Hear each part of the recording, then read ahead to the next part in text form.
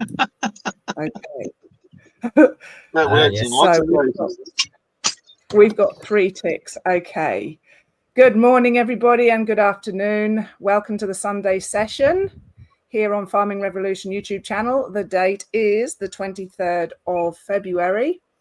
This is the picture that Martin had this morning. So he's busy at work. And that was at 5 o'clock or something. So here is everybody. Great to see everyone. Welcome, Kevin from Western Canada, Martin from somewhere near Tottenham, I think, and Rob Heatherington from WA. So he's our guest speaker today. Please feel free for everybody watching us live to let us know where you are in the world, if you're in Australia or in Canada or America or wherever you are. And just give us some comments. We are here today to discuss part 4 of Back to Basics and the questions that were asked underneath the video. We've had 1.2 thousand views, and that's in less than a week. So I saved the best till last. That paddock was just buzzing when we were standing in it. And if you've got any questions today, of course, please ask them in the comments. Don't be shy.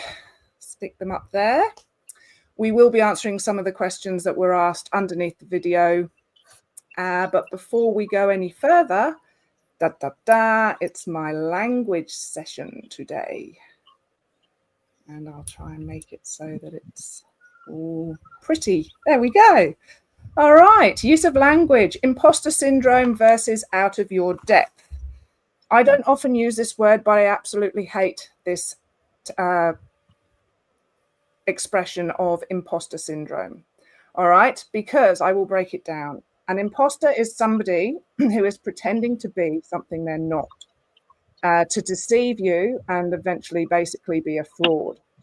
Okay, a syndrome is a group of symptoms which consistently occur together, or a condition. So it's your symptoms. So again, it's not that you're tackling the source, you are expressing how the symptoms feel.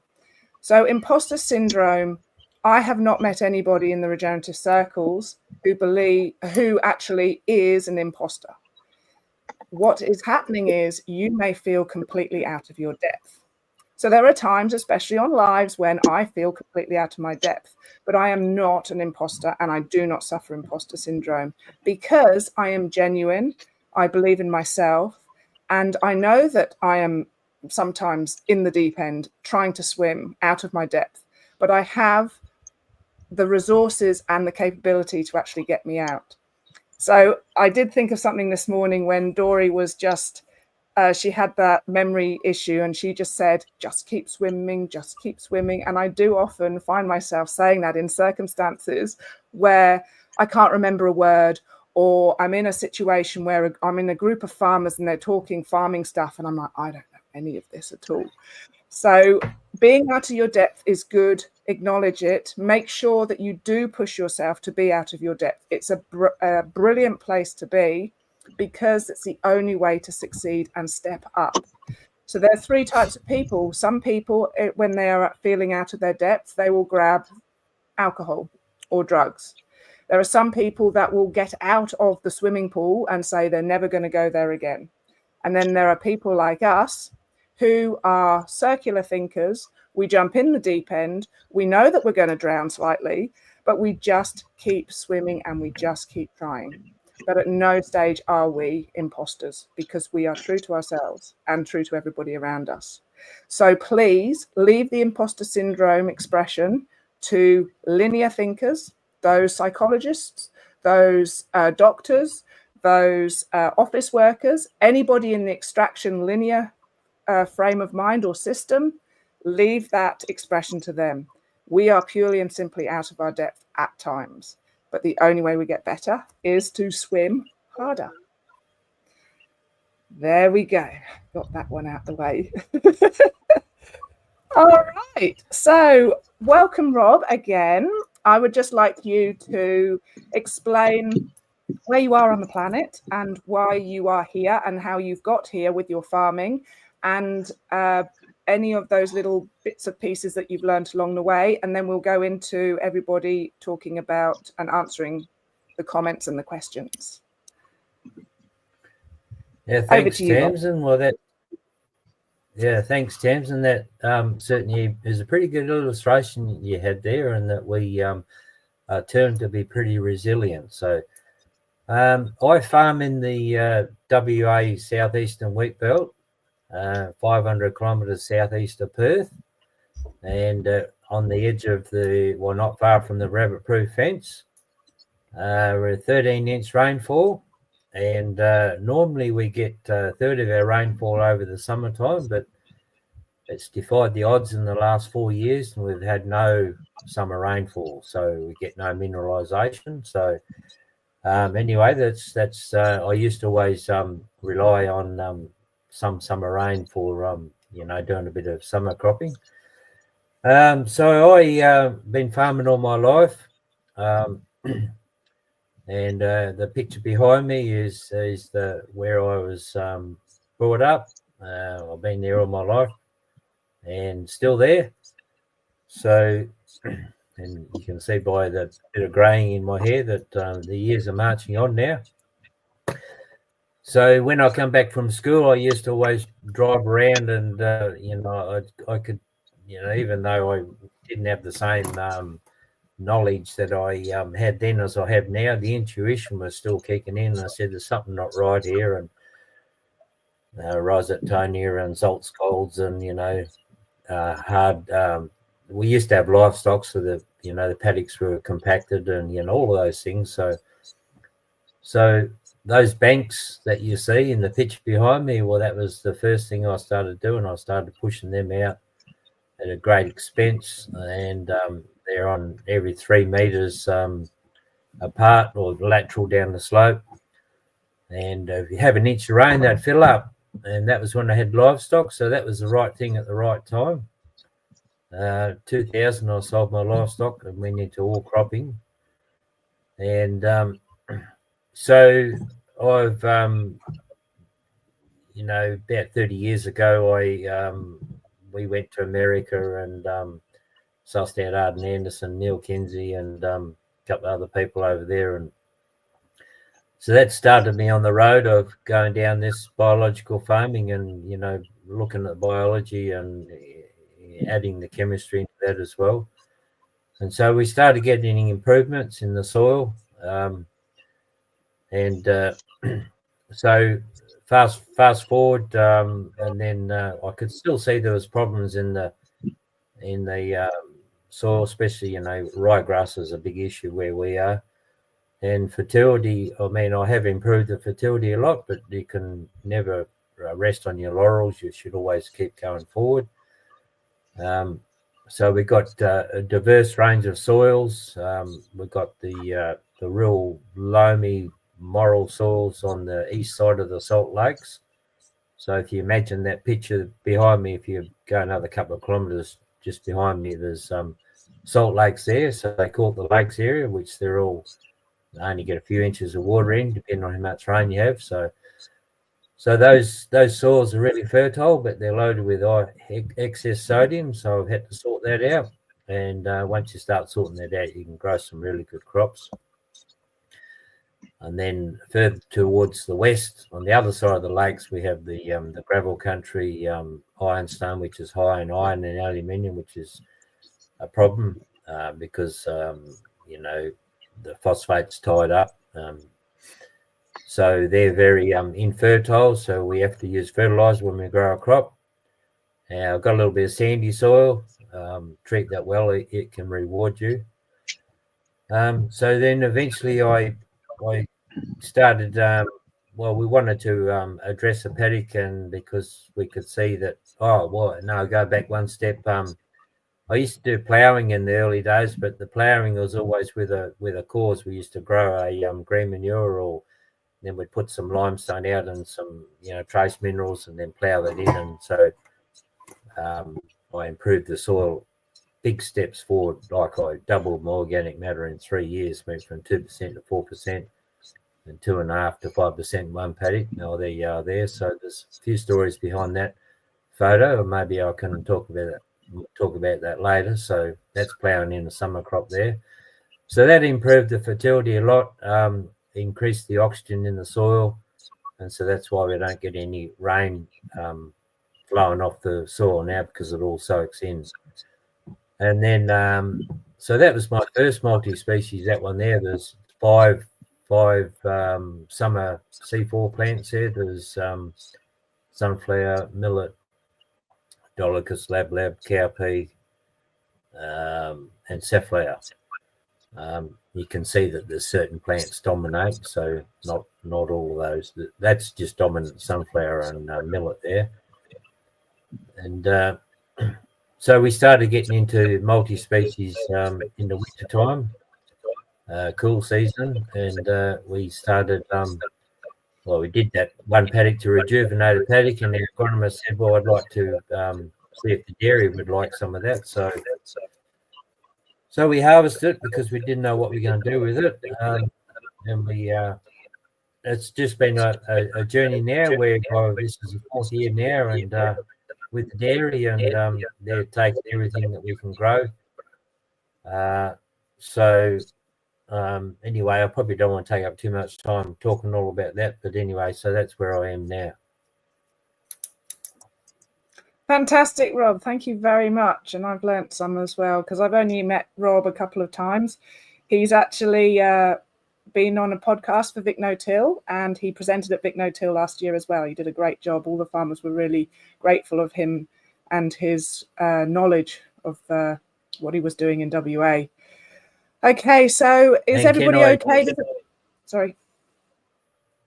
Can I just add that if you want to Google Rob Heatherington farmer, you'll see lots more things about the case study, soils for life and stuff like that. So, yeah. Fantastic. Yep. Okay. Anybody, Martin, Kevin, want to add anything? Should we just get straight into the questions? Okay, that'll be a yes then. All right. Okay, so my first question, and it sort of leads on to the second question, which is to add chemistry or not. Who wants to start with that? There were moments in part, I think it was part 3, where they were talking about calcium nitrate, and then Martin sort of chimed in and said, well, why don't you just plant a diverse range of plants? And so for me, this is where I learn, because I'm not really sure when you add stuff, when you don't add stuff, or just clump all the diversity together and just let them get on with it. I don't know. To Kevin, would you like to start there? Oh yeah, I'll dive into the deep end. I'm not scared. I've got life jackets, so I'm good. So this is a big discussion that we always get into of do we add fertilizer or biostimulants, or what do we do? And it's really, once again, context is going to be the biggest place where we're going to start. So if we're dealing with something that is drug addicted soils, where we've done lots of tillage, lots of synthetics, we have no biology, well, guess what? If we go cold turkey, potentially it's going to falter, and we're going to have issues. One of the things that Dr. Jill Clapperton has mentioned, she has a really quick 1-minute interview about the synthetics part. What do we do? Do we add it? Don't we add it? And she said, first of all, if you do a mineralogical test, if you want to have that parachute on, do a mineralogical test to see what in total, what do you have in the soil. Just doing a traditional soil test isn't going to tell you that. It's going to tell you the anticipated exchange from the soil. But if you do a mineralogical, let's see what the big pile is. And if we have a big pile of phosphate fertilizer and we do a traditional soil test and it doesn't show up, once again, going back to Elaine Ingham, she says if we have a mineral issue in the soil for availability, but it's there, but we can't get it in the plant, we have a microbial issue. And so if we do have it in there and we just can't get it, we need to get the biology in. And this is where Haggerty's this past year, they just took on an extra 1,500 acres in a year ago. They ran the sheep across it, grazed it, went in with their traditional, they didn't, so this, I guess taking a step back, the land they bought was high tillage, high synthetic use history.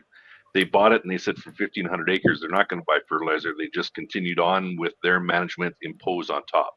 So they went in with the compost and the vermicast and, their dry seed dressing.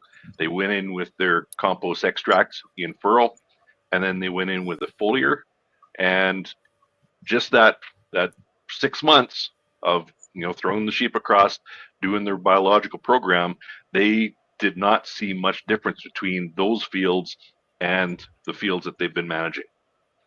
If they would have just went in cold turkey, most likely they would have had they wouldn't have had the biology there. They wouldn't have had it awake. And so to put in a diverse cover crop, and I've seen it in Western Canada in the States, just assuming that the multi-species is going to be there and fix it, it may take a little more time. And this is where, the good, fast, cheap, those are your three options. You get to pick two. So if you don't have the composting, and if you've been, if your biology, our biology is there, it's just not awake. We need to wake it up. And this is where these multi-species, it does wake it up. Can it wake it up in that first year? Maybe, maybe not. And this is where, when I'm doing coaching with producers, when we go into something that we've gone in from high tillage, high synthetics, we'll go in with a very high legume component in that first year, because nitrogen tends to be the limiting factor, and try and balance out those soils. And Martin and I were talking earlier about the whole idea of getting radishes in there and balancing out, resetting that soil. That's one of the options. We get these imbalances because it doesn't matter where we go. What do we do for fertilizer? Well, if we put on 50 units of nitrogen last year, we're going to put on 60. And our soils are so out of balance with our nitrogen that, we need to do that reset. We need to balance that out again. So was that the correct picture there? Oh, that was one. Yeah, that's one of the Haggerty fields, which, it be coming from Western Canada. I can't get too excited about it because of the fact that our soils, at least on our farm, we're about 7% organic matter, and dealing with 40 to 50 centimeters of black topsoil. That's kind of what I get excited about. But different context, we get different rain. We get we don't get 6 months of no rain and 45 degrees. So we have this thing called winter that prevents us to really wreck our soils during our winter. So from that standpoint, going back to the what's the right answer. So if we don't go in with the full biological process, maybe we have to add a little bit of synthetic to prime the pump, to cause that bridge. And this is where adding the foliar fertilizers, instead of going in and once again over applying in the soil and messing up our, Chris Nichols, she talks about the fact that every time you put synthetics into the soil, it's taking jobs away from our microbes. And if they don't have jobs, they're not going to be working. If they're not working, they're not going to be active. So this is where, we have to put that little bit of stress on the system to get everybody firing on all cylinders. And how our microbes get paid is carbon, root exudates. And how we get the diversity is diverse plants are from our functional plant groups, and keeping that green plant growing for as many days as we can. Those are, and that's the great thing about, being in WA and spent some time in New South Wales and into the States and Canada. The principles are the same. We need to have those root exudates to go in and feed. So to get that 50 centimeters, well, put this in perspective again, our soils where we're farming in this picture, we should have about, somewhere between 10 and 15 centimeters of that good black A horizon. And in 20 years, I pushed it down just about 50 centimeters. And how we did it was that vegetative plant punching out that root exudate, getting those roots down, getting that soil alive. So can I just ask, with this photo, see where the line is obviously in the lighter, I don't know what that is, I'd classify it as clay or something. Are you actually wanting the roots to push into that to get the minerals, or are you wanting the dark matter to just creep down, or both? Both. So when we see, like, you should never see a nice straight line of, okay, here's the black soil and here's the sea horizon. So that sea horizon in this case is very calcareous, very high clay content. And you see it kind of not a straight line, but you'll see some dips going down. You'll see the kind of leaching down. So we're getting those organic acids down. We're getting roots down. We're getting earthworms down. We're pushing it down. And so, yes, we want to then create that clay subsoil. We want to push that down and as deep as we can. So now that's an indication with the black of these organic acids. When we get the organic acids, it's because of the root exudate and the soil biology. And when we have that, when once again people saying, well, we're going to mine the soil out of nutrients, and we're only dealing with 10 centimeters of a horizon, most likely we will run out. But when we keep pushing that A horizon to get deeper and deeper, increasing our rooting zone, now we're accessing, new soil that the roots haven't been privy to for the last 200 years, whatever length of time. So we can keep building that area that we're storing water, we're having living roots, we have living biology, we're cycling nutrients, so that this way we have resilience. We're reducing reliance on synthetic inputs, building more resilience to our system. Fantastic. So what are you seeing, Martin, on Darren's farm? Because I know that where there was the soil pit, he did say there was a black line, but when we got there, obviously it had gone. Yeah. Just I was having trouble with Kevin just then. He was saying that he was pushing it down, and then he used the word build. So I'd really like to hear him say that he's building it down, because that's a whole, like, when you build it down, there's time and effort and thought and things going in it. When you're pushing it down, it just seems like you're going to fill a big bulldozer up with diesel and push it. So, like, I like your style of language, Martin. Yeah, that's right. And we've got to be careful with our language. I'm not having a go at you, Kevin, but if we say we're building it down, that's a more gentle, or I don't know, a sophisticated approach, maybe we say. Well, I'm pushing it because I'm pushing my roots down. So if I was just using the annual cereals and canola as my, in quotes, rotation, I'm pushing myself to then use different species to get down into areas to break through the compaction, because we don't have living roots through there. So I'm using that metaphor from the standpoint of pushing, of, okay, we're going in, it isn't comfortable going into a new area, so we have to maybe do some push and build. And so once we push through it, now we can build on it. Yeah, that's good. Yeah. Oh, and then, like I said, we're, pushing is like filling a big tractor up with fuel and, digging in and, or, whatever. But really, we are doing that too with the, when we use the things that are taprootish, we are pushing it. But, and what we're doing there is we're using the sun. We're using photosynthesis to push down as well. And that's, when we start thinking like that, things start to change for us as well. Oh, absolutely. And there's another one of the metaphors that, pushing is when we get the roots down there, now we're pushing the root exudates down further, so then we can build. We're building the biology. The biology is going to hold the root exudates. And so it is a push and it is a build. So absolutely. Yeah. No, that's cool. Yeah, no, that's where discussion comes in, and when you kick stuff around, you make a lot of progress.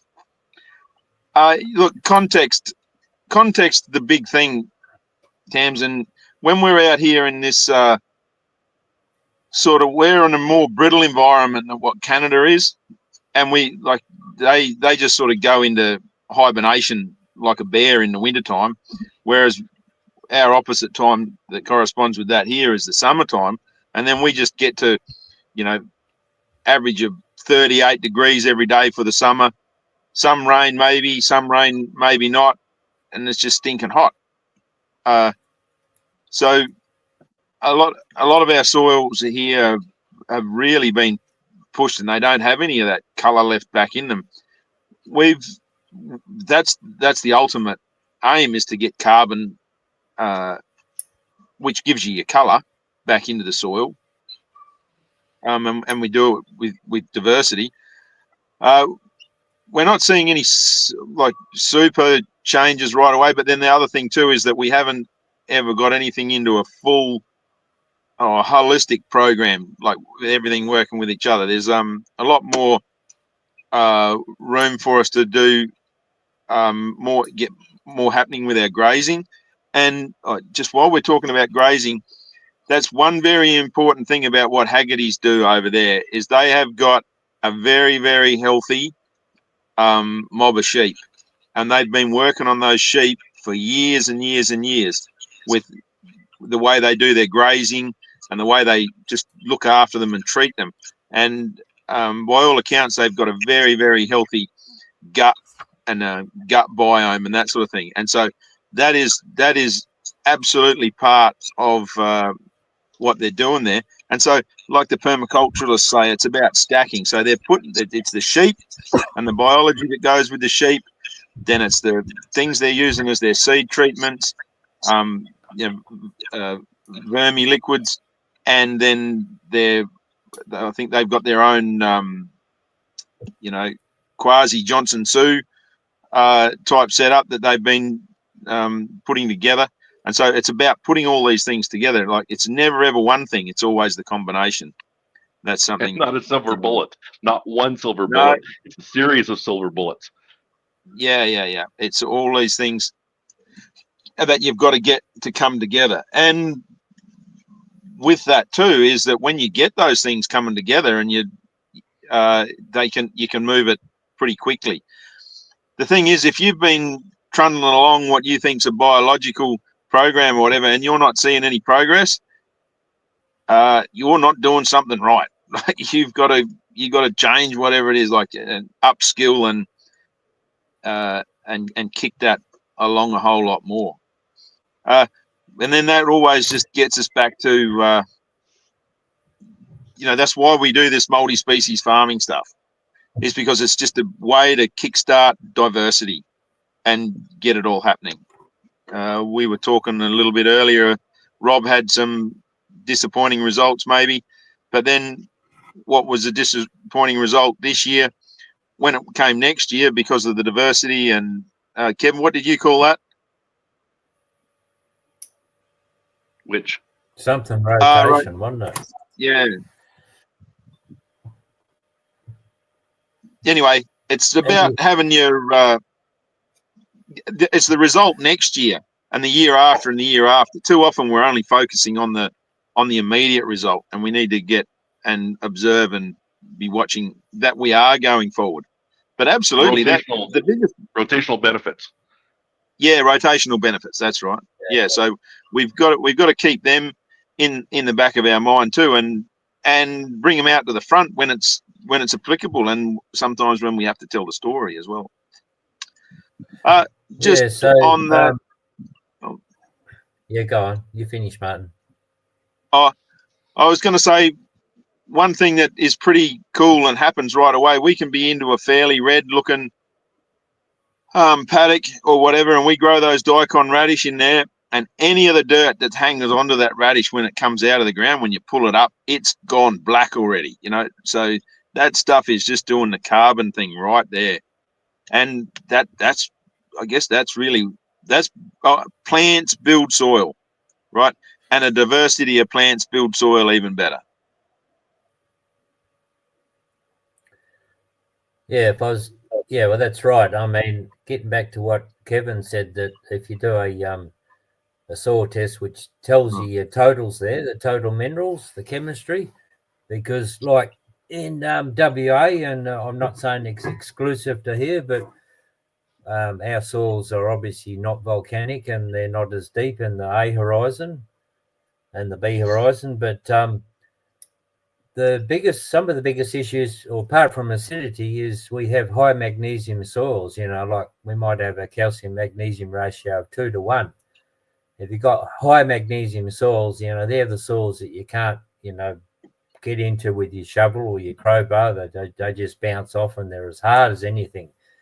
You get a little bit of, if you get a deluge of rain on it, it makes it even worse because they're very dispersive and they just set like concrete. It's the number one requirement that plants and biology need for growing is actually oxygen.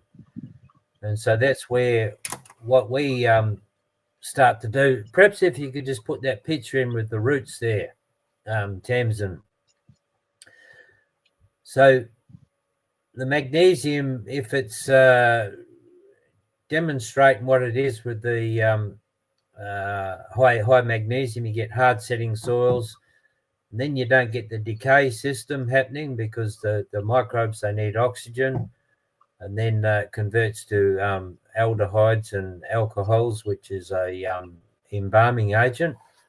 But so that's where we start putting some lime on in various sorts. You know, lime is actually like a pretty wide sort of representation in the word, so I just call it calcium. You start putting some different sorts of calciums on, so then you can change your chemistry, because what calcium does is opens the soil up, whereas magnesium pulls the soil together and makes it go really tight.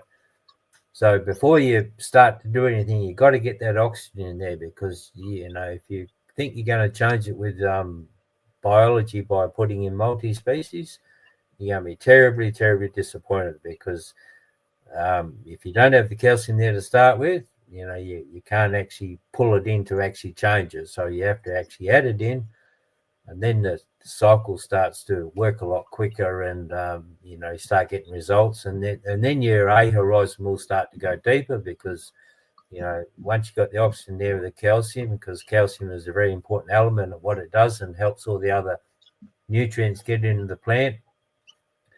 Roots actually grow through calcium and not to calcium, so calcium has to be there, saturated through all the soil, because if you don't have adequate calcium there, the roots won't even grow. So if you've got high magnesium, you don't have any oxygen, the plants can't grow, the biology can't work. And so once you get the oxygen there, as you can see from that picture, you get those fine little root hairs. They get in all those spaces, and that's where your carbon comes from. That's what builds your carbon. Predominantly comes from the very, very fine root hairs from the plants, and then you get a decay system, you know, for the biology, the microbes and that, and, you know, there's a big warfare going on there where dog eats dog. But you got to have oxygen there. It's number one requirement. So that's why it's important to look at that first.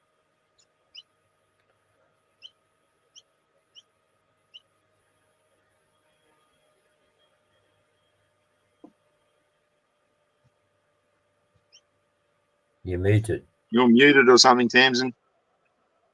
You're muted, yeah. Thank you. Sorry, because I was having a coughing fit before. Okay, so the next one is to move on to one plant family short of kicking off quorum sensing. Add some linseed to the mix. So that's from Forrester QS5MF. Interesting, because I'd like to hear from you, Martin, yet in your context with your whole seed grading and that aspect of things. Yeah, thank you. Good question. The thing is, we don't stress too much about our weeds in our multi-species crops, and so we're not ever doing an in-crop spray. So we end up with a fair array. I don't know what other words we might use, but we end up with plants across the paddock and in varying proportions, and other plants. So, you know, quite often we're going to have another 10 or 15 different types of plants in there as well. So that sort of, we don't stress too much about that plant family thing too much, because we have the low succession plants quite often filling in those gaps in there as well. And then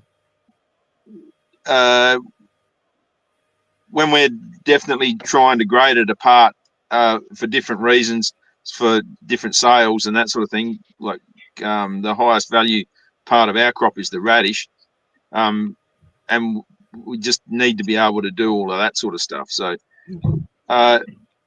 in other situations where you were doing it for something else, like when people were buying it and happy to take it as a full mixed ration type thing, like how Rob sells his multi-species to his dairy, that would be there's a whole set of different parameters that you're dealing with there. So we like diversity anyway, just getting away from monocultures, going to 2, 3, 4, 5 is better. And if you include your weeds, that can get you up to the 20. So just play on. In adding to that, Martin, also you got to prepare the paddock the same as if you were planting a mono crop. So you got to make sure, ideally, you don't want to have any weeds there, and you need the conditions right. Whether it's dry or a bit of moisture there, but don't think that you're actually going to get a really successful crop by putting into a paddock that's already got weeds there, because they're already there for a reason. And they've got a head start and they'll take over. So it needs to be prepared the same as you normally would. Plant your multi-species crop and give it a good head start. And then whatever weeds will fill in, they'll fill in later. Yeah, well, the biggest way we overcome that is by planting really early. And quite often, like last year it wasn't dry, it was moist. But we had our crop in well and truly before it had cooled down a hell of a lot and got all the conditions for the weed seeds. So, and they're just playing onto that too. And part of the reason why we in New South Wales, where we are here, central New South Wales, is guys go fighting weeds all through summer. And why are they fighting weeds all through summer? It's because they grew monoculture crop the winter before, and after they've harvested it, they've just left themselves with a blank canvas for anything to grow in the summer. And things actually grow better here in the summer than they do in the winter. And so if we've got a big old blank canvas out there where we've got some bare ground and there's nothing else growing and there's nothing using any of that water, and there's no moisture constraints and there's no light constraint, the weeds are going to show up. So part of our weed problem is induced by growing monocrops the winter before. So we sort of got to try and get off of that bandwagon somewhere, somehow.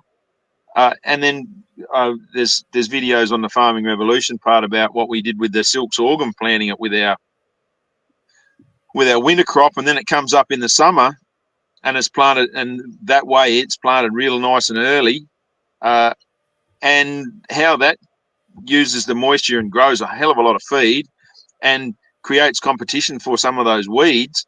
That's pretty cool, because the weeds really, in a bare stubble environment, no competition at all. Plenty of moisture, plenty of light, away they go. Yeah, that's exactly it. We're not allowing our soils to succeed, move along in succession. So the only way we can have that movement of succession is have plants growing. And if we don't allow those, if we're not picking plants that we want to grow, nature is going to supply us plants that are going to grow and survive. So this is where we need to have this, integrated approach and having this succession of plants that we're growing in order to keep building soils, tie up nitrates. Most of these plants that are growing are nitrate accumulators, and they're triggered by high nitrates. So we need to have this living root soaking up this nitrate, converting it over to amino acids, proteins, still capturing sunlight, creating root exudates, keeping this system going. And, once again, doesn't matter where we are, principles are the same. We need to have that plant growing. And if we don't have that plant growing, nature will give us one. And in most cases, we don't like what nature's choices are. When we do have plants growing that are early successional plants, weeds, and we don't like them, what we want to do is replace it with something from that same family, the same ecological function. And it's going to take a little work, a little bit of experimentation, but we can do it. That the whole idea of having the silk sorghum growing in with the cool season, continuing on for the during the heat, absolutely perfect. Yeah, that really works well, and it provides feed and everything for livestock in the summertime, and it produces a hell of a lot. Like there's one paddock, Jack Carter's paddock there at Ningen. He planted that with silk sorghum, and the amount of animals that he's fed off of that the last 2 summers is just unbelievable. And then when we go back and have a look at what was growing in this country before we cleared it and farmed it and all that sort of thing, there was a lot of perennial summer grasses in this country. So that's just telling us what things were growing here. So, we're sort of somewhat out of place growing winter annuals.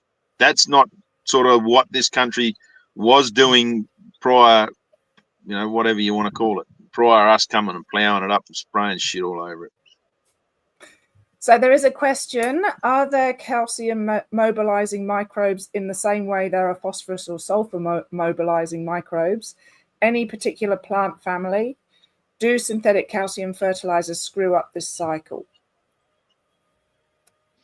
There are, but the biology, once again, the biology is extremely intelligent. And when we start looking at the amount of calcium a plant needs, it's a big number. And so the plant, between root exudates, between having the microbes working for them, the plant has mechanisms to get it.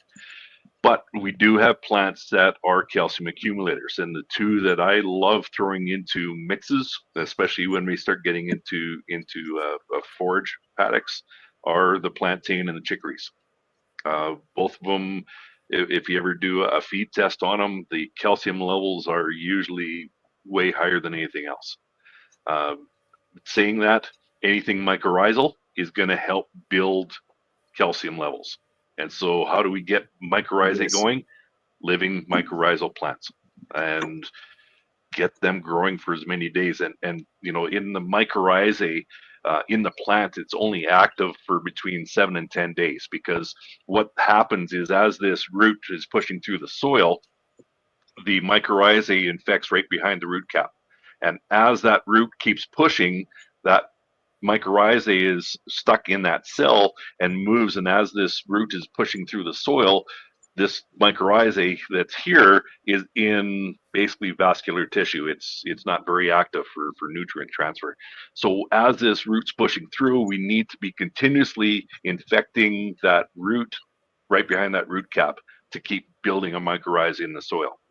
When we grow a cash crop, an annual cash crop that's growing, producing a root for, realistically only 45 days, and now it's transferring all of its carbon from root growth into above ground growth. We're not getting that root growth. We're not getting the mycorrhizae infection. So we need to have that plant in that vegetative stage pushing through that soil for many days as we can. So that's how we start building that available calcium in that plant. In a lot of cases, when we throw elemental or any form of calcium without a carbon attached to it, now we have that interaction. If anybody's interested, look up the Mulder cycle, and what it does is it shows the interaction between different elements in the soil. Shorty just said association, not infection. So I got corrected as I'm speaking. But what we want to do is, when we throw that lime in the soil and we're dealing with elements, now that free calcium's in the soil, now it's a party animal. So it wants to bind with something, and what it ends up doing, if we ever have a dead sheep and we bury it and we dig it up 10 years later, what do we have? We have bones and we have teeth. And those two are calcium phosphate. And so when we start over applying, things like calcium, that is this party animal, we have to be careful. In a lot of cases, what I really really like when we start talking about adding calcium is alfalfa pellets. When we look at alfalfa pellets, like as a feed source, you put it in the soil, you're bringing in that calcium that is already bound to carbon. And now we put that carbon in the soil. Now that microbe can use it. Now we can get it effectively into the plant without messing up the whole chemistry of our soils. And so these are the things that, once again, do we need to add some lime? Maybe we have to add a little bit to leverage what's happening in the soil, because as Rob said, if we don't have oxygen, if we don't have structure, we're not going to get biology, we're not going to get roots. When we start getting this carbon back in the soil, we're putting our nutrition back into the soil with this magical carbon, now we can actually start getting functionality in the soil without messing up the rest of our soil chemistry. So thank you, Shorty. If you're looking for Shorty in the group, you may be showing up as Pablo, so he's sneaky. You have to watch him. No, I don't know. Yeah, I can't see him, so I don't know where he's coming from. But thanks for that explanation, Kevin. That was amazing. I haven't heard it explained like that before. And I feed, obviously, alfalfa to pellets to my horses. So now I'm just going to put them straight in the ground. Rob, would you like to add anything? I know you love the whole the calcium side of things, especially in your context. Yeah. Two of the most important elements, calcium and phosphorus, and two of the hardest elements to get into solubility.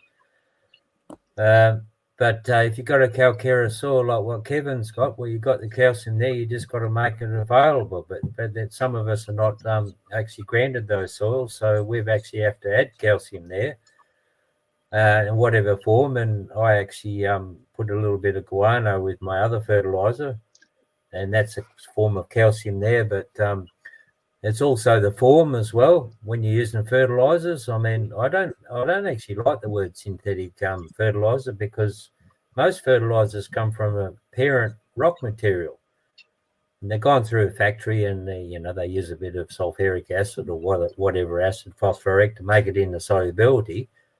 You put it in the soil, then it just ties back up into the soil. Whether you've got iron and aluminium, the cation and anion situation. So it's not really synthetic, because it hasn't been sort of made in a laboratory. It comes from a parent rock material. So you just got to sort of think of it different and treat it different. Add a carbon to it, and a little bit's all right, because the plants, in our case anyway, they like a bit of quick soluble phosphate, to get it started. Whereas we can't wait for the biology and the moisture, because in winter time it's cold and the biology shuts down. So we're not going to sort of have the same active biology in the soil to get it in the plant. So, coming in with a little bit of chemistry at the start there, it's not all that bad. You just got to think of the way you deliver it and what you do to the plant, because, at the end of the day, you're growing a intensive sort of crop, in about 3 or 4 months, and it has to go from seed to seed in that short amount of time. So it does require energy. We're not in a perennial system all year round, so everything has to be in context. Oh, absolutely. And that's where, when we're, in Western Canada, there's a lot of times, a lot of producers will be out seeding and there's still snowbanks out in the field.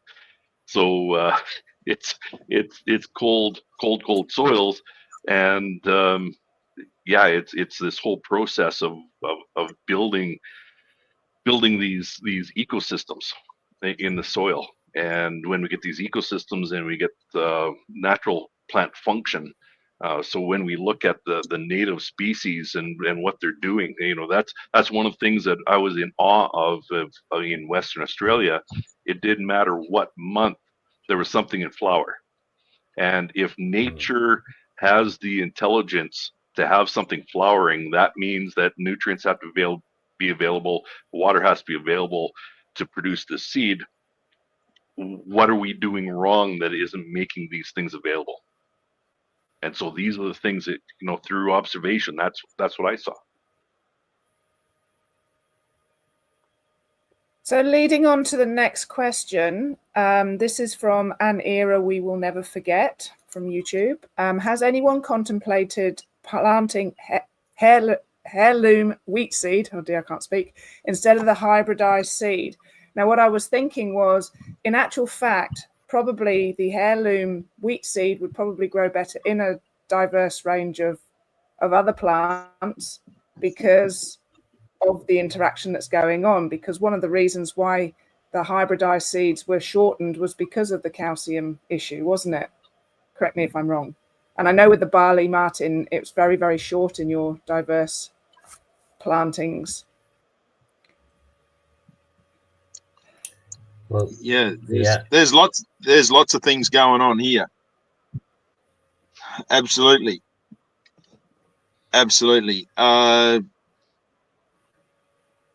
And just going on from that, like they've fiddled with the genes and everything and bred for different reasons and disease resistance and quite often yield, but then quite often too with the yield they've bred them all on the artificial fert, so they've been putting a lot of energy and a lot of nutrient under them artificially, or and so the genetics have been fiddled with. But just on the opposite side of the coin for that is those with what we've done with the radish seed out there, that's been growing. I think we're about 6 or 8 generations now of the radish, where it's always been grown as with a companion crop, like as a multi-species, and so then it's never ever had any in-crop sprays on it or anything like that. Been minimal sprays on the country that it's been grown on, so we've greatly reduced that. But I'm sure we have improved that genetically by doing those things. And when we talk about epigenetics and sort of I don't know, it's a bit loose, like gene sharing between plants and that sort of thing. It can go on, but that can't go on if it's in a monoculture crop. It can only, that sort of stuff only happens if it's in multi-species. And where we were getting somewhere between 3 and 5% radish seed out of our multi-species crops, since we've been doing this stuff, we're getting about 15% radish seed coming in as our crop. And there was any amount of radish in that crop last year that was 5 feet tall, and some of it was 6. So I think that nature can look after itself if we give it the opportunity, and diversity is the key that we need to do all the time. Diversity will, if we grow our crops with diversity, we're going to end up with different type of seed or different whatever. It's going to change. It's going to change, and it's going to improve, not go backwards. Yeah, and that's one of the things with the plant breeding, like the older varieties, less pressure on yield, and once again, this carbon flow going either above or below ground. The older varieties, yes, we had more carbon flow going into the ground, give a better root system, more root exudate, and so when we're pushing for more yield, that means more carbon has to go up in the plant and to get more seed. So if we only have so much carbon and we want more yield, and we're going to move that carbon up in the plant, that means it has to come from our root. So there is the push in I know in Western Canada for some of these ancient grains being grown. So it is on the radar. Now there's more plant breeders actually starting to look at the root mass of these species. So even though they're getting good yield, they make turf of variety because they don't have the root mass they're happy with. Just on that, and it's not necessarily a conspiracy or anything, but it's just a fact, is when they do new wheat varieties, they get a variety that's ticked all the boxes for them. Before they release that variety, they send it off to the millers and the bakers and run it through the industrial bread system and test it and check it. And if it makes good bread, well, then they'll release it. If it doesn't make good bread in the industrial system, they won't even release that wheat variety. It doesn't matter how much extra yield it might have. So there's other pressures that have been coming into our seed selection as well that we sort of sometimes just don't quite understand.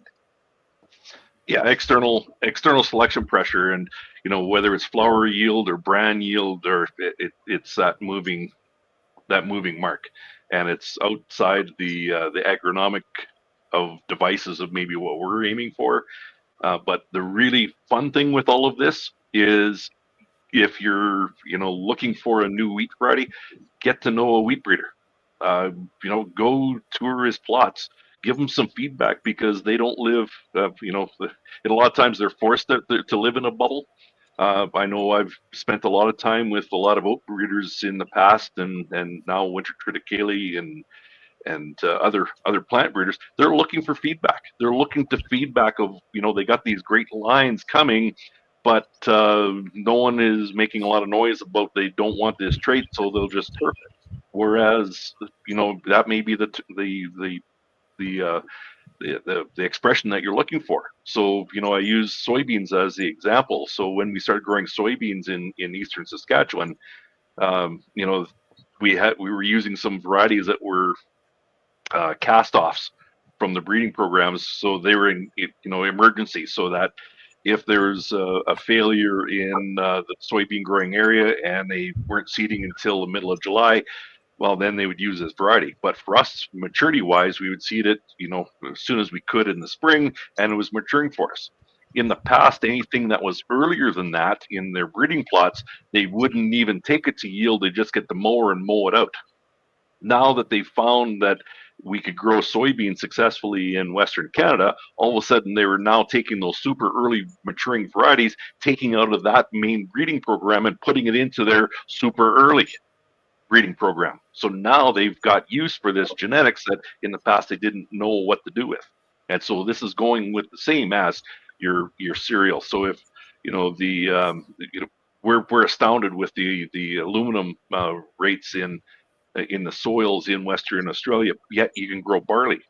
In Northwest Alberta, aluminum concentrations are fairly high, that they can't grow barley. So I'm asking the question, why aren't we getting genetics from Australia brought into Canada so we can grow barley in those spots where right now we can't with the genetic genotypes that we have here? So there's another little rant. Yeah. So Yeah, I have actually grown spelt, because I ask that question all the time about the heirloom wheats. I guess cereal rye is probably an heirloom, so I grow that in my multi-species. But I have actually grown spelt, and it has a huge big root system, similar to what ryegrass will do. And I just remember, pulling the roots up and how big it was, and it was black as well. But the problem there is that, like when you harvest it, I mean, it looks really well, but it only yields half as well as it looks. Plus, also you got the volume, because it's got like an horn around it, so you got a truckload of double the mass and half the weight. And then if you want to grind it up for flour, you actually have to dehusk it and get all this horning off. So you've got this huge amount of volume that you've got to deal with. So, I mean, that's why expensive is so spelt is so expensive as a grain and a bread. I'm not saying it's not a bad grain, but it's good in what it will do. But you just got these other factors that we have to put up with, freight and storage and all the rest of that. So I suppose that's why the modern varieties have taken over in this space. But we could then do some selection from those to find some Hollis varieties and start doing the build. And this is, once again, I'm multitasking here. Shorty's throwing some more ideas at me, and just exactly what we're talking about. We can be our own plant breeders. We can take some of this, as long as it's not protected variety, but do some selection. Get that. Find a couple seeds that dehull better.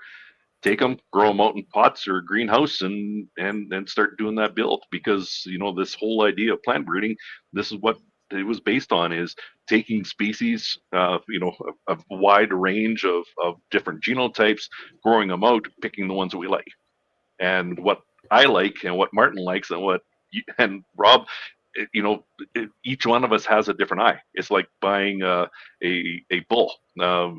I have no idea how to buy a bull, but there's guys, at these auctions, one will go crazy and the other one's going to go cheap. Well, apparently there's something that you have a trained eye. This is what you're looking for. This is the traits you need. And Kevin, can I just ask? Is Pablo commenting on Facebook? Because I'm not getting a Facebook feed. No, he's just text me directly. Okay, all right. I just wondered if I was missing out on any questions. So it doesn't look like I'm getting any Facebook feed, and LinkedIn definitely not as well. So it's the first time I've done 3 different places. Okay, well we'll just hear from Shorty through you. That's fine. Sorry, continue, Rob. So that's where plant breeders have gone wrong. They're concentrating more on the top and not what's underneath. So that's always been at the expense of not building soil, because even in monocrops, if you do it right, you can still build soil to a certain extent. But, so the plant breeders haven't been concentrating on the root mass underneath, and they don't explore and they don't grow as big a volume. So obviously what Martin was saying, they're relying more on the fertilizers to feed the situation. So yeah, that was going to lead me to the Haggertys. Are their root from that cereal? I'm presuming they're growing hybridized cereal still, are they? Even though they've got a good link with Miller and Baker. Are their roots going deeper? Are there bigger roots in that? The hybridized wheat hasn't been hybridized per se. There has been genetic selections. But hybridization, I haven't heard of anything that's been hybridized. The varieties that they're using, I remember them telling me, but because I have no context of what these varieties are, I don't know if they're relatively new or they're 10 years old or 40 years old. I sorry, I don't know. That would be a great question to throw at them, or if I could find out what the varieties they were using. We could share it and get an idea of how old or how new the genetics are. Do they keep their seed on farm? Yes. Yeah. Yeah. So there's a couple. One of the things that I'm a big proponent of is keeping your own seed, absolutely.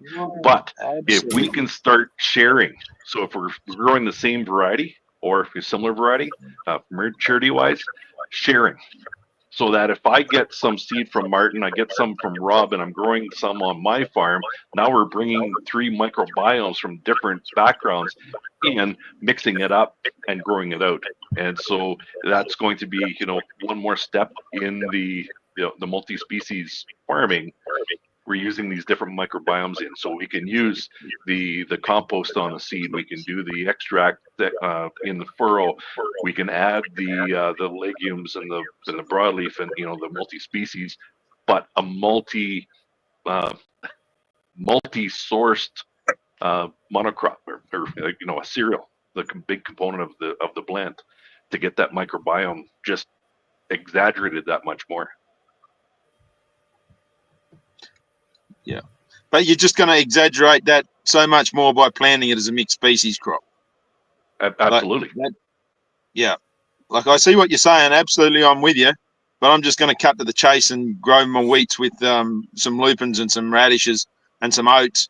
And I haven't got the science, or I haven't got the data or anything. But I'm thinking that's what's going to take me ahead faster. And it just depends on, this is absolutely context again. Like, I've seen some guys grow a particular variety and they keep growing that variety year after year, because I'm grading it for them. And it works for them. That particular variety works for them, their context. So that means their soil types, their way of farming, their way they're doing their preps and the way they're fertilizing it and that sort of thing, that works for them. Whereas some other guys that, they say that variety is the worst one that they've ever grown, and they toss it out real quick. But then another part of it is, and it was, I think it was a variety called Spitfire.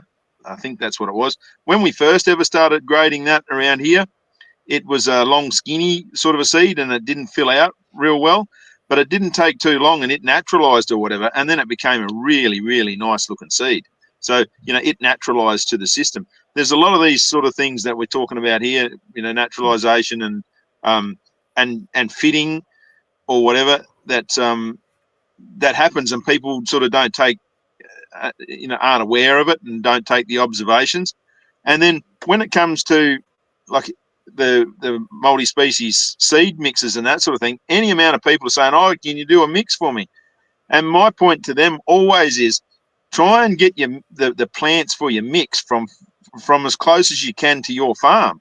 Like, first thing is out of your silo, and then out of your neighbour's silos. Grow things that are fit for your thing. Like, there's too much of this multi-species seed and everything gets sent way out of context for what it is and that sort of thing. We've got to really think carefully about what it is and keeping it simple.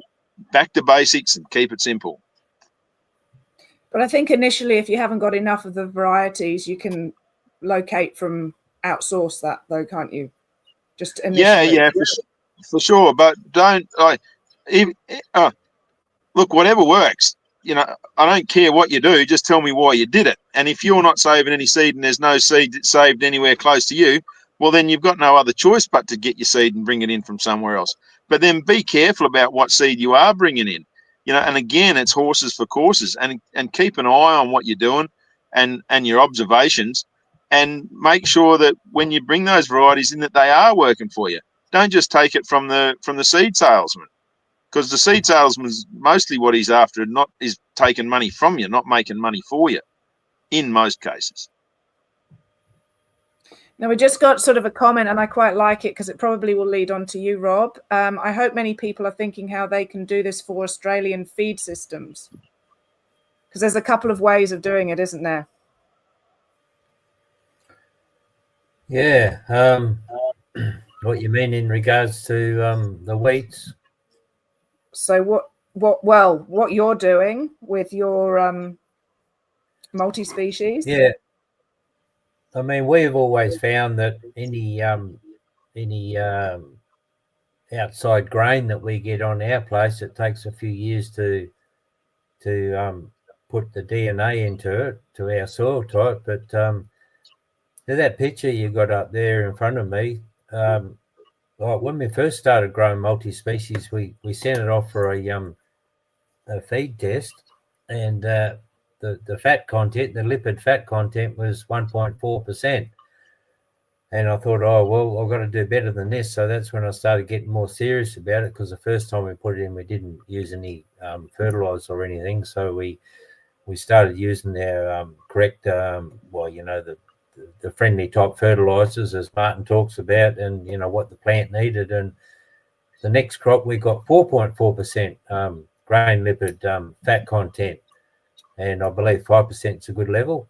So this is the ration that, this is the header box sample, and that's exactly how we sell it to the dairy. So we just store it and we sell it to the dairy, a non-farm price. And anyway, the dairy, they love it. They obviously grind it up and they add a few things to it, like selenium and probiotics and whatever else they put to it.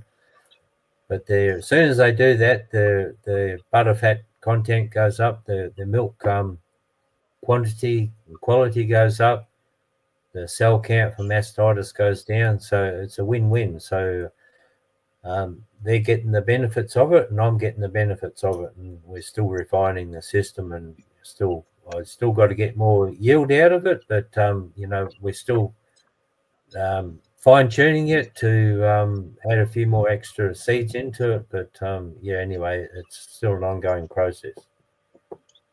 So my question now, we're seeing Rob, the same thing in Western Canada with the dairies here. As soon as you do these multi-species, feed value of each individual component goes up. So you're onto it. Keep going.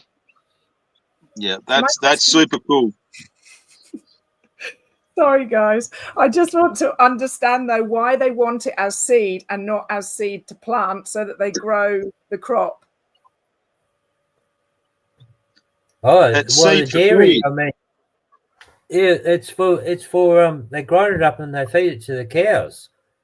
So they've only got a limited amount of soil, and sometimes in the dairy area it's really wet.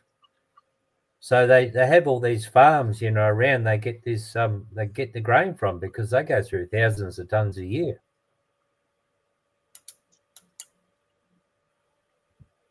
Does that answer your question, Tamzin? Well, yeah, but in my brain it's like, why don't they plant it and then let them graze it? Is it just not feasible? Oh, well, yeah. Well, I mean, they do, but I mean, like, the thing about seed, it's got a high energy content in it, you see. So they need more than what they get from the grass, because obviously it's an intensive dairy. I mean, if you've got your own milking cow out there, I mean, you could probably do it all with what's out in the paddock, but you also, they give them a little bit grain when they're milking them. But yeah, so there's a lot of energy in those seeds, and that's what gives the results with the cows. So they need it. So predominantly their acres are seeded down to perennials, and so they wouldn't have a lot of green land allocated to grain production. And I mean, they cut hay and they make it into silage, so they give that to the cows as well. So it's not all grain. Yeah, but it's the grain part of it in the dairy operation. It's more of a supplement than it is a staple. Yeah. They're going to be grazing them on grass as well, and they'll be just, quite often they feed the grain at milking time. So that just, yeah, you can't give them all grain, because then you chuck the omega fats out of ratio. The grass is what gives you the omega-3 fats, whereas grain gives you the 6s and 9s. So yeah. So I've just pressed a button and realized that I can actually show it on screen. So I'd like to be able to buy mixed grains from multiple species crops for stock feeds. That leads on to sort of a marketing question, really. This needs to be done more across all countries, doesn't it, really? Just the whole harvesting of multi-species, and then being able to have somewhere to sell your wares. Yeah, and that's going to come in time. And that's a bit of the old, what comes first, the chicken or the egg? Anyway, chickens and eggs are both important. Get on with it. And grow some multi-species, and then start telling people you've got it. Well, and then it's going to have to, especially initially, you're going to have that feed test to show the difference of okay, so here's the wheat grown in monoculture, here's the peas or lupins grown in monoculture, here's what happens when you grow them together, and so there's the value. Yeah. So Rob has he doesn't have to sell it anymore. The dairy understands it. It's more of these the people buying need to be caught up to speed of what we're doing. Yeah. And again, that comes back to, you got to shift. The shift's got to come in their head. So, like the dairy, they would have thought it was a good idea when they first did it. But once they see extra milk in the vat and their fat content goes up and their mastitis goes down, well, it's a no-brainer anymore after that. Yeah. Oh, it's all bucks for them too, right? It is and Rob's having no trouble growing these things. Like, it's all good. So let's move on to pests. What have you noticed and seen with the multi-species? The question was by Vinny VV. What about pests that are attracted to certain plants, like hairy vetch, attracts to spotted mites? Are you less likely to see them in the multi-species? I think the first thing we got to address there, and there's plenty of information on it. Phil Callahan did it and all of that sort of thing. Actually, pests are called to sick crops. So if a particular pest was on a hairy vetch, for example, there was that hairy vetch had an issue. Those insects were trying to take that hairy vetch out because it had an issue. Look, there's any amount of Google that, and you'll find any stuff about that. So just on with that, with what's happened with our multi-species crops, and this is every year. Every year we've done this, right?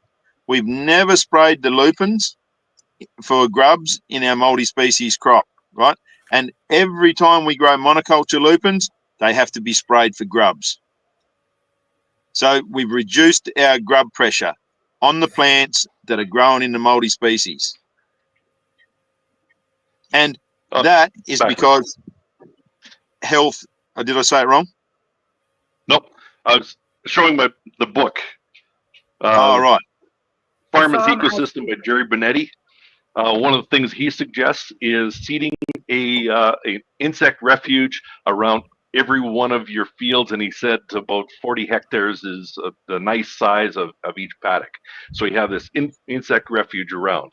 And Will Grenevald, he just sent me a couple notes on that's a WhatsApp. So he said to find markets for your mixed grains, he said, make friends with livestock guys and hang out at auction barns. Great place to do some marketing. And then bring them out to your farm to show them what you're doing. This farm as ecosystem, Jerry Benetti, and Will was the guy that, he's the first one that I know that grabbed the ball with us and ran with it. And so you can, when you're driving through Manville, Alberta, you can see all of his fields. They have these pollinator strips around each one of his fields that are permanently there to have this refuge for your bugs to help stop these bugs from moving in, even in these multi-species cropping. But once we have the multi-species cropping, we get rid of synthetics, we get the microbiology happening, our bricks start going up, our disease and our insects start disappearing, because those are the two garbage men of nature. They want to get rid of the garbage, and they're there because we're growing garbage. Have you noticed anything? Exactly. Have you noticed anything, Rob, in your system? Not actually, whether I've got egg on my face, but like this year, the multi-species got pretty stressed because we only had 8 inches for the whole year, and spring was virtually with no rain at all. And the aphids come in and started giving the favour beans and the vetch a bit of a hard time. We didn't spray it, or one little bit we did, but most of it we just left. So they were obviously under stress there. I did a sap test, but I couldn't see anything wrong with the actual sap test. So obviously when they get moisture stress, well, it creates other stresses with mineral interaction and stuff like that. So that's the first time I've had that. Generally, I don't have any problems with insects. So even in the monocrops, I don't have any issues, if you get your nutrition right. So in the multi-species crops, it's going to be even better. So I'm just going to show this photo. This is the dual cropping photo from Rob. Is that where you were having an issue? Maybe not with that crop, but in the similar. No. It was this season just gone with the multi-species. But yeah, that's canola and favour beans. So I remember that crop. They had a really good year that year, and it's the first time I'd tried it. So we did it on separate rows rather than just two seeds going down the one row. And from memory, I think it was about 2 ton of favour beans and 400 or 500 kilos of canola we got off that. It's a good result. We grew that without the canola, with no nitrogen. But the only issue is, this is where Martin comes into it, is you've got to grade it. So that's a bit of a problem at harvest time. And so we've tried it a few times now, and my son's getting a little bit cheesed off with it. So we're probably not going to be doing that at harvest time. We're just going to stick with the multi-species, where we just harvest that, store it, and then sell it to the dairy as it is. So that to do that crop there requires a little bit more effort, but it does have some benefits to it. Sometimes people just don't like making more money out of a crop. Well, taxes and where did you hide that last coffee can in the soil? It's tricky. Yeah. Okay, so my next. You got to be set up. I mean, you got to have the grading system. The intention has to be that you're going to do it, so you got to set yourself up properly to do it. I mean, we've only got like a centrifugal grader where it just drops through the screen, and fava beans and canola. I mean, the canola drops out the little screen, but the trouble is, on the fava bean, you got that that little white strip on the side of it. The tails, well, they come off, and then they add to the admixture in the canola, and we still got to get the canola professionally cleaned. So that's the reason why we're not doing it. So we really got to set ourselves up with a proper grading machine, with the air and everything else in it. So. Yeah. Which leads beautifully to Martin. So that part 4 video, we will now see it being harvested. And then I will show you again how he's actually graded it, because the question was, how does this get harvested? And so, Martin, I will, you can talk as this is playing. No, doesn't want to play. Course. We're stuck in time. Anyway, you can see the photo. That's a header into the crop. That's all you got to do. You put the header in the crop. And so that was the 4-way mix, right? That's the same paddock.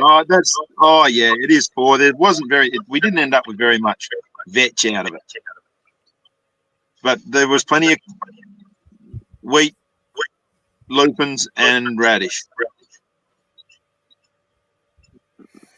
Sorry, guys. Okay, but the vetch still did a good job, though, didn't it? It was in there. Yeah.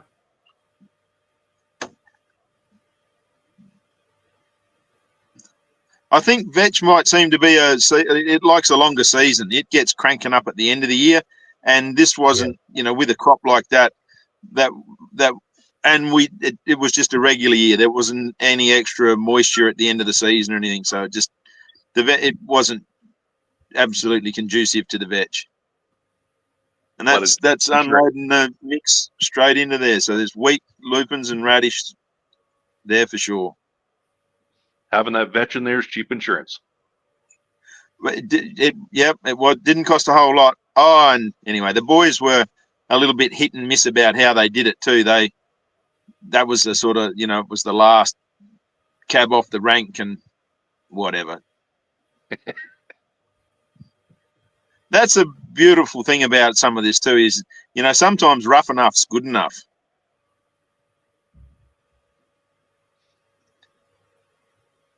I'm just going to try and load up. Not to say that it's not a good idea to get most things right. At least something right. Yeah, all we do is we just go around the respective silos with our chaser bin. It's got scales on it. So we work out how many hectares we're going to do, how many kilos of each. So you put so many ton of this in and so many ton of that. And then from the chaser bin, we put it into a field bin, then back again and do that a couple of times just to mix it through. And then we just inoculate it before we take it out the paddock. So it's pretty simple. Yeah, it does. That's the best thing. And sort of, we don't have to be measuring everything to the last gram or anything like that. If it pretty right's pretty right, because at the end of the day, remember, we're putting it all together in a self-organizing system, and it'll get its shit together whichever way it does it. However, whatever. Stand back and look. And Look, listen, and learn. Will gave a good quote here too about, snack on what you plant. Make sure you don't have any poisons on your seed. If you're not willing to put the seed in your mouth, but don't put it in the ground. Yeah, that's a good one. I like that. There you go, Will. You're even more famous now. Yeah. Yeah. Yeah, if you wouldn't put it in your mouth, don't put it in your bloody crop, in your land.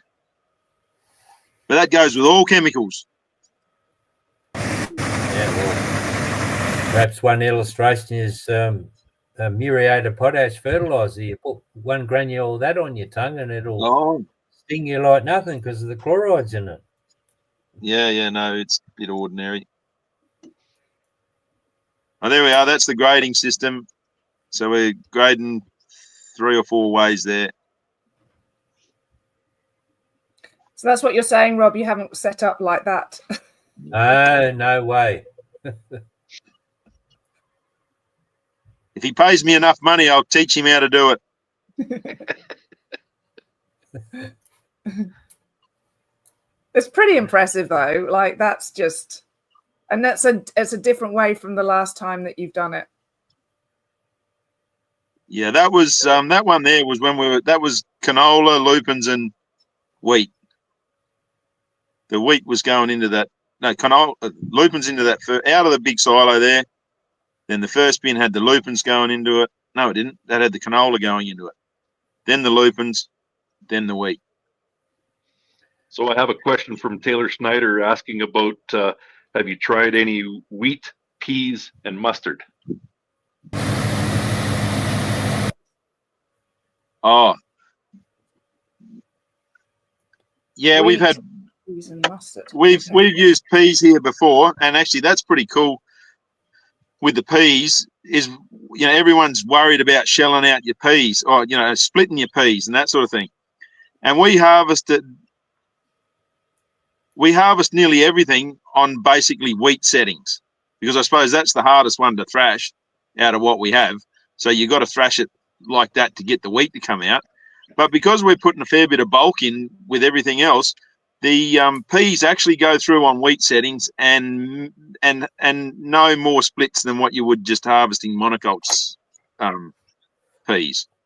So yeah, we've done a few different mixes, but out there at Darren's place, those lupins they want to grow there. If you get enough rain for the year, lupins grow, no worries at all. They're easy to grow. Wheat, if you get enough rain, it's easy to grow. And the radish wants to grow in these countries. So, grow easy to grow things. That's a good place to start. Yeah, we find the same. We have our header on wheat settings. The only thing that is impaired is the actual faba beans. They get split in half, but that doesn't matter because the dairy, when they take it, they grind it up anyway. So, but the peas and the lupins and the vetch and everything, they go through no problem at all. So, so it's worked out well in that situation. Yeah. All right. This has been our longest live, folks. So well done for keeping the grey matter churning away in your head.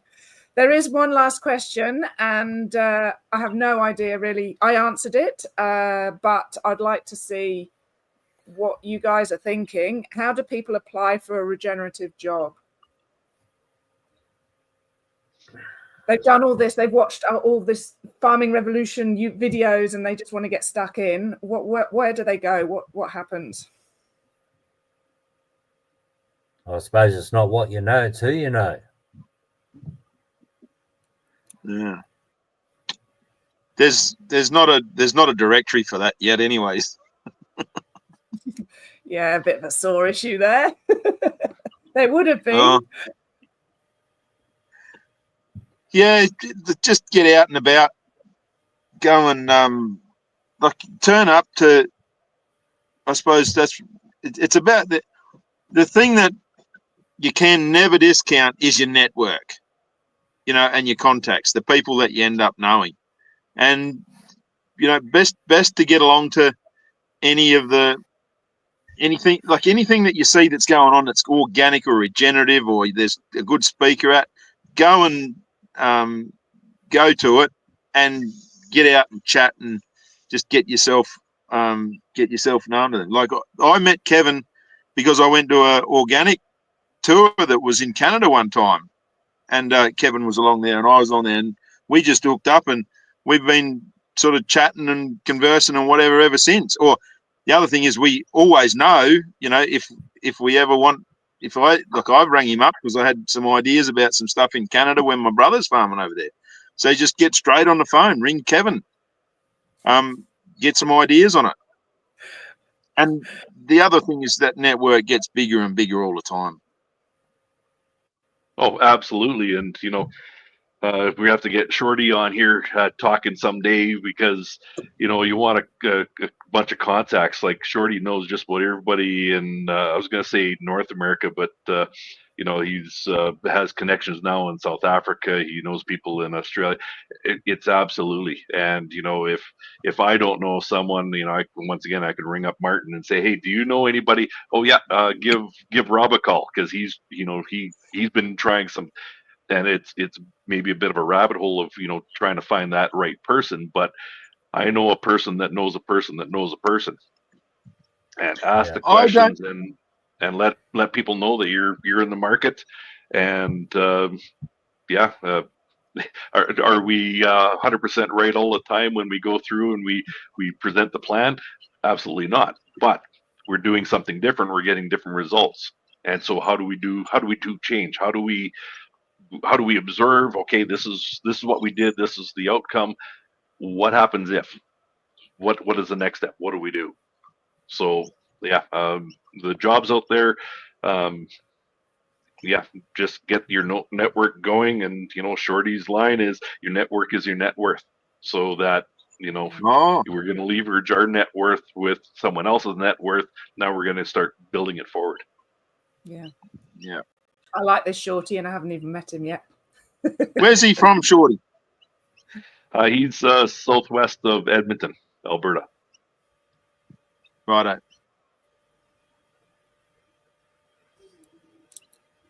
All right. That's everything?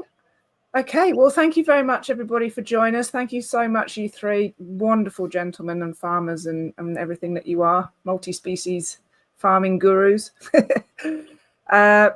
We do have something a little sort of special to announce, haven't we, Kevin? What's happening in a year? We are going to be working on setting up some workshops. We're going to, as of right now, got it cleared with the visa people. So next February, March, the plan is we're going to come over and we're going to spend a month in WA, and then in March we'll be coming through and then doing some initial planning of a couple meetings in Victoria, unless things change there, New South Wales and up at Queensland. So do some 2-day workshops and go through and you know, just get out there and basically my whole goal is training the brains, so that this way, okay, monoculture, this is what we do. Okay, so how do we transition? What do we do for, you know, for moving forward? So that information will be coming through in the next couple of months. So definitely. And if you need to contact anybody, Kevin or me, Farming Revolution, and I do have some, because I'm very creative, I do have some ideas about combining the learning with the retreat as well. So having an extra 2 days afterwards to hang around with us and discuss and possibly a bit of coaching, but very loose and no extra charge sort of thing. It will be all inclusive and have a holiday and possibly play some golf if you like golf, or go for a lovely walk or a swim on the beach. There'll be these conference venues will be in farming areas fairly close to an airport and close to some beautiful recreational areas as well. And we will be going on farm and in all these places. So the organising is starting now, and can't wait. In a year's time, that's fantastic. And yes, I did jump into the deep end several years ago, and I've been drowning ever since. So next year, I'm hoping to be shining. I'll be jumping off the high dive board. Good tricks. That's right.